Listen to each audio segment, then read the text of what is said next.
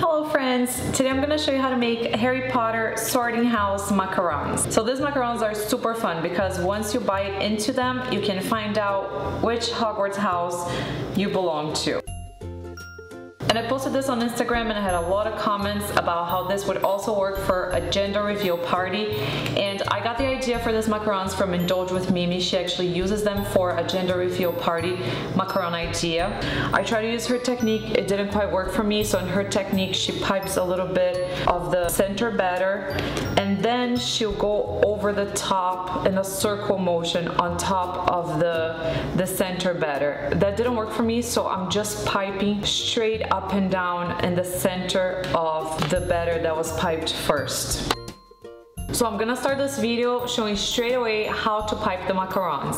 If you want instructions on how to make the batter of macarons and how to split it into the different colors, I'm gonna have some recommended videos down below where I show this technique over and over.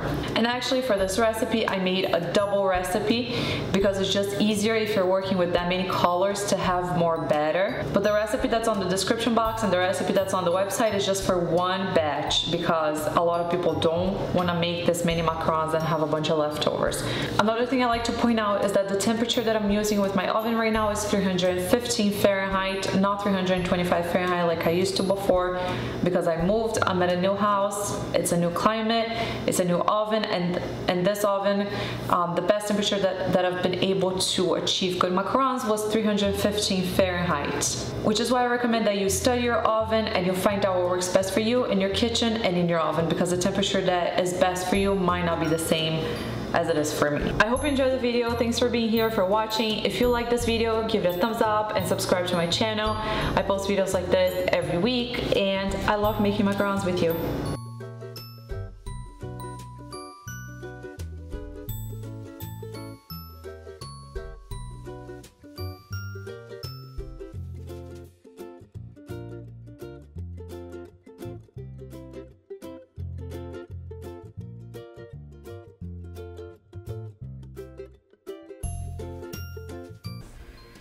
We're going to pipe a dollop of batter that's about 3/4 of an inch in diameter.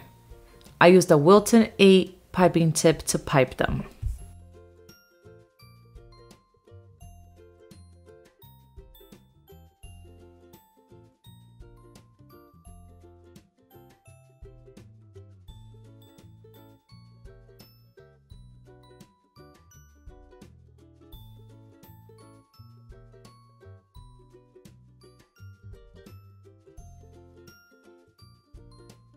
After piping the batter, tap the tray against the counter or against the palm of your hand to release any air bubbles. And then we're gonna let this sit until it's completely dry. Once the batter dries, you can pipe the white batter on top. I used a larger tip to pipe the white batter. This was a Wilton 12. Place the piping bag with the white batter on top of the mini macaron that you've piped previously, right on the center. Then start applying pressure until enough batter gets released to cover the entire surface of the colorful batter that's on the bottom.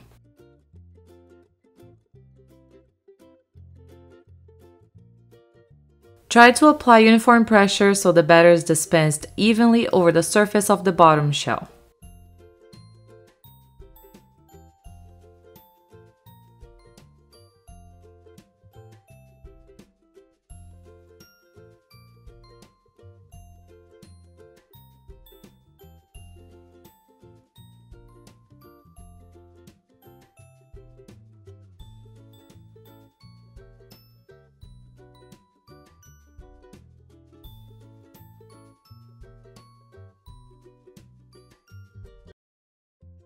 Immediately tap the tray against the counter or against the palm of your hands to release any air bubbles, and to help the white batter spread out and cover the entire mini shell.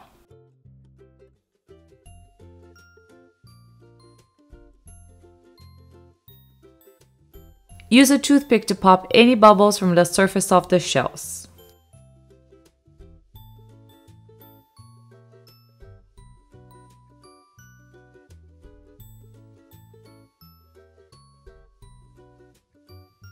Let the macarons sit until they feel dry to the touch. I baked mine at a 315 Fahrenheit oven for about 20 minutes.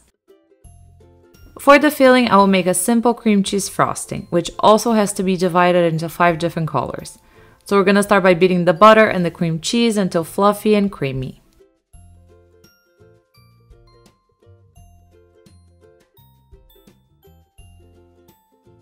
With the mixer off, add powdered sugar and mix on low until incorporated.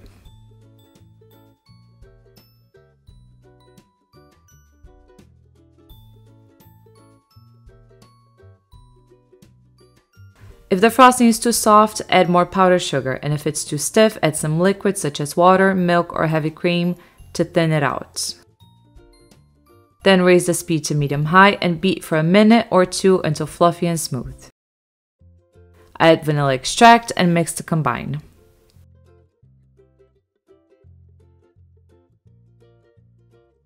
Now we're going to divide the frosting between 5 different bowls.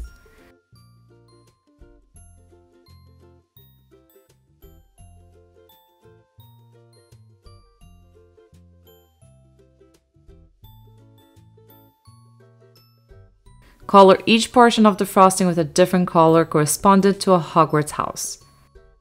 Here I'm using powdered food coloring because it's much better for buttercream since it doesn't add any moisture to it.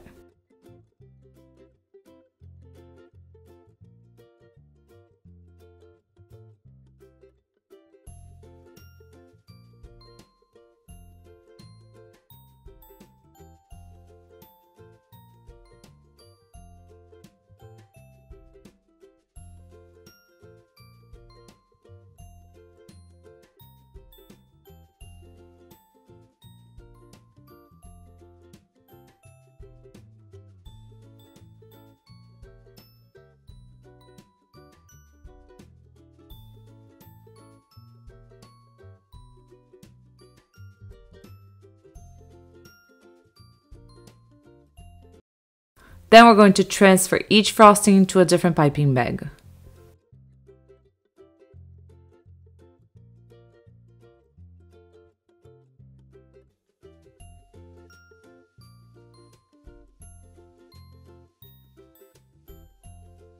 Start by piping a ring of white frosting around the edges of each macaron shell.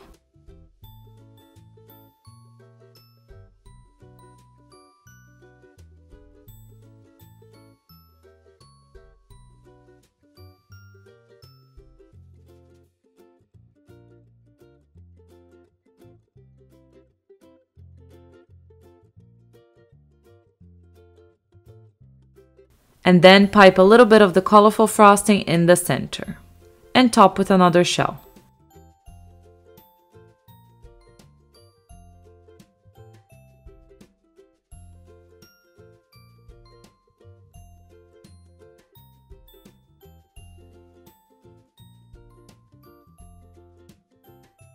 And to add an extra decoration, I've mixed some gold luster dust with a little bit of water. You can use clear alcohol such as vodka if you wish.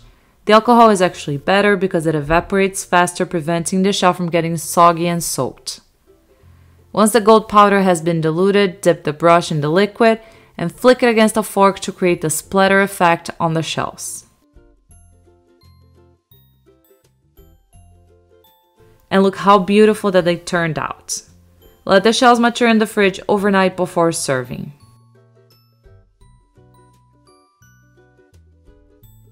For the full recipe, you can go to piesandtacos.com. I'm going to put a link down below in the description box for you. Thank you so much for watching. Bye!